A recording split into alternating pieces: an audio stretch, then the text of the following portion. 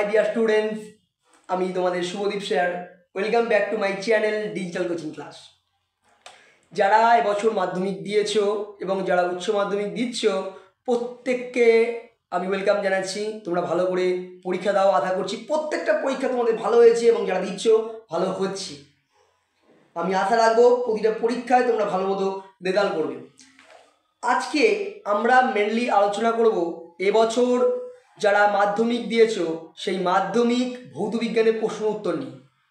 আমি মূলত ভৌতবিজ্ঞান প্রশ্নপত্রের উত্তরটা নিয়ে আলোচনা করব। তোমরা মিলিয়ে নাও যে এমসিকিউ ও এসএকিউতে ভৌতবিজ্ঞানে তোমরা কত নাম্বার ঠিক করেছো। চলো সময় নষ্ট না করে মাধ্যমিক 2024 ভৌতবিজ্ঞানের প্রশ্ন উত্তর নিয়ে আলোচনা করা যাক। তোমরা নিশ্চয়ই জানো যে প্রথমে এমসিকিউ থাকে, সেটাকে বিভাগ ক বলে। বিভাগ ক এর ভৌতবিজ্ঞানের এমসিকিউ মূলত 15টা আছে। চলো এক এক করে শুরু করি। ফার্স্ট 1.1 যেটা ছিল বায়োগ্যাসের মূল উপাদান কি, এটা হবে অপশান এ CH4। 1.2 বাস্তব গ্যাস একটি আদর্শ গ্যাসের ন্যায় আচরণ করে, এটি অপশান নাম্বার 3 হবে, অপশান নাম্বার সি হবে নিম্নচাপে ও উচ্চ তাপমাত্রায়। 1.3 STPতে 44.8 লিটার CO2 এর মৌল সংখ্যা কত, এটা হবে অপশান সি, উত্তর হবে 2। 1.4 4 নম্বরের প্রশ্নটা আছে আদর্শ গ্যাসের ক্ষেত্রে আয়তন গুণাঙ্ক ও চাপ গুণাঙ্কের অনুপাতের মান হয়, এটা অপশান ডি, অনুপাতের মানটা হয় 1:1। 1.5 কি বলছে 5 নম্বরের প্রশ্ন প্রতিসারাঙ্ক ও আলোর তরঙ্গ দৈর্ঘ্যের সম্পর্ক প্রকাশকারী সমীকরণটি হলো, এটা হবে অপশান ডি। 1.6 বিবর্ধিত অসৎ বিম্ব গঠিত হয়, এটা হবে অপশান বি, উলম্ব লেন্স দ্বারা। 1.7 একটি তারের মধ্যে তড়িৎ প্রবাহ হচ্ছে, এই অবস্থায় তারটি টেনে দৈর্ঘ্য বাড়ালে বা বৃদ্ধি করলে তারের মধ্যে দিয়ে তড়িৎ প্রবাহ মাত্রা কী হবে, বি, হ্রাস পাবে।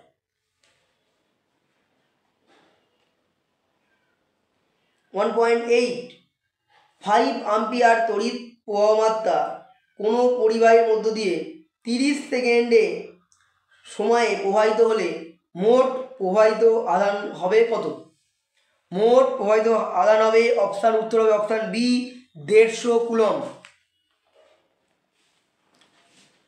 1.9 এর অ্যান্সার হবে অপশান বি 3 আলফা 4 বিটা। 1.10 মৌলগুলিকে তড়িৎ ধনাত্মকতার ঊর্ধ্বক্রম অনুসারে সাজালে কোনটি সঠিক হবে, এটা হবে অপশান বি CNOF যেটা আছে। 1.11 11টা NaCl যৌগে Na ও Cl পরমাণু ইলেকট্রন বিন্যাস হলো, এটা হবে অপশান ডি অ্যান্সার। নেক্সট তড়িৎ বিশ্লেষণের মধ্য দিয়ে তড়িৎ পরিবহন সংক্রান্ত নিচের কোন বক্তব্যটি সঠিক নয় তা স্থির করো, এর উত্তর হবে অপশান সি, উষ্ণতা বৃদ্ধিতে সাধারণত রোধ বাড়ে, এটা হবে। 1.13 যে গ্যাসটি নেসলার বিকারক ব্যবহার করে শনাক্ত করা হয় তা হলো, এটা হবে অপশান ডি NH3। 1.14 এটা হবে তাপীয় বিজারণ পদ্ধতিতে নিষ্কাশিত ধাতুটি হলো, এটা হবে Fe ফেরাস। 1.15 15 নম্বরের প্রশ্ন কি হবে, কোন রাসায়নিক পদ্ধতিতে বা বিক্রিয়াতে ক্লোরোফর্ম উৎপন্ন হয় তা শনাক্ত করো। এটা হবে option number C, CH2 Cl2 plus Cl2। 15টা মাল্টিপল এবার কমপ্লিট হয়ে গেল। এবার আমরা বিভাগ ক্ষয়ে যাব, যেখানে ফার্স্ট প্রশ্নটা কি করেছে, ক্লোরিন পরমাণু ওজোন অণু বিনষ্টি ঘটায় একটি বিক্রিয়ার সাহায্যে, সেটা দেখাও। এটা হবে O3 প্লাস Cl তীর চিহ্ন দিয়ে Cl O plus O2। Next 2.2, বায়ুমণ্ডলে কোন স্তরে সর্বনিম্ন তাপমাত্রা লক্ষ্য করা যায়? এটা হবে মেসোস্ফিয়ার। এর সাথে একটা অথবা দেওয়া আছে, আন্তর্জাতিক স্পেস স্টেশনের কক্ষপথটি বায়ুমণ্ডলের কোন স্তরে অবস্থিত? এটার উত্তর হবে থার্মোস্ফিয়ার। নেক্সট 2.3, পি বনাম IV, সরি এটা আই না 1 আছে, লেখচিত্রের প্রকৃতি কি? এটা হবে মূল বিন্দুগামী সরল রেখা। বলতে পারা গেল। 2.4, পরম উষ্ণতার সঙ্গে গ্যাসের ঘনত্বের সম্পর্কটি লেখো। এই সম্পর্কটা হবে হচ্ছে ব্যস্তানুপাতি।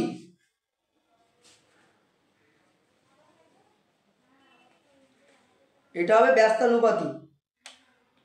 2.5, এই প্রশ্নের উত্তরটা হবে 24 × 10⁻⁶ K-1।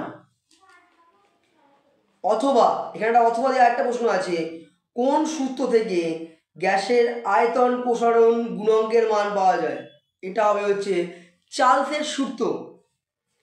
2.6, আপাতন কোণ বাড়লে মাধ্যমের প্রতিসরাঙ্ক বাড়বে না কমবে?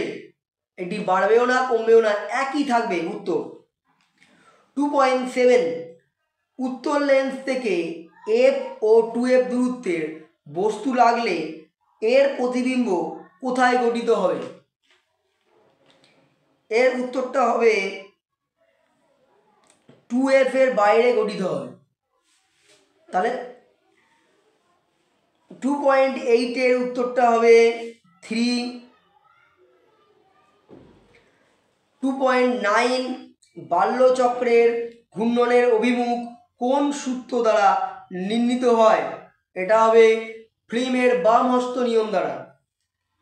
2.10, নিয়ন্ত্রিত শৃঙ্খল বিক্রিয়ার একটি ব্যবহারিক প্রয়োগ লেখো। এটা হবে পারমাণবিক বিদ্যুৎ উৎপাদন। এটা অথবা আছে, নিউক্লিয় সংযোজনের আগে নিউক্লিয় বিভাজন ঘটানো হয় কেন? এর উত্তর হবে উপযুক্ত তাপমাত্রা একটা পরিবেশ তৈরি করার জন্য। এবারে এখানে একটা ম্যাচিং আছে, ম্যাচিংয়ের নোবেল গ্যাস, এটা হবে Rn। 2 নম্বর আছে ইনভার, এটা হবে একটি সংকর ধাতু। 3 নম্বর আছে সর্বনিম্ন তড়িৎ ধনাত্মক মৌল, এটা হবে CF। আর 4, ZnO প্লাস C তীর চিহ্ন Zn প্লাস CO, এইটা হবে কার্বন দ্বারা বিজারণ। স্তম্ভটা হয়ে গেল। নেক্সট 2.12, বেনজিন ও জলের মধ্যে কোনটি KCl দ্রবীভূত হয়? এটা হবে জল। আর জলের তড়িৎ 2.13, জলের তড়িৎ বিশ্লেষণের সময় কোন তড়িৎদ্বারের জারণ ঘটে? এটা হবে অ্যানোড। আমরা জানি দুটো তড়িৎদ্বার আছে, একটা ক্যাথোড একটা অ্যানোডের তড়িৎ। নেক্সট অথবা যেটা প্রশ্ন আছে, তড়িৎ বিশ্লেষণের সময় AC আর DCর মধ্যে কোনটি ব্যবহৃত হয়? উত্তর হবে DC। 1.14, HCl গ্যাসের জলীয় দ্রবণ তড়িৎ পরিবহন করে কেন? এটির উত্তর হবে H প্লাস এবং Cl মাইনাস থাকে বলে, আয়ন থাকে বলে।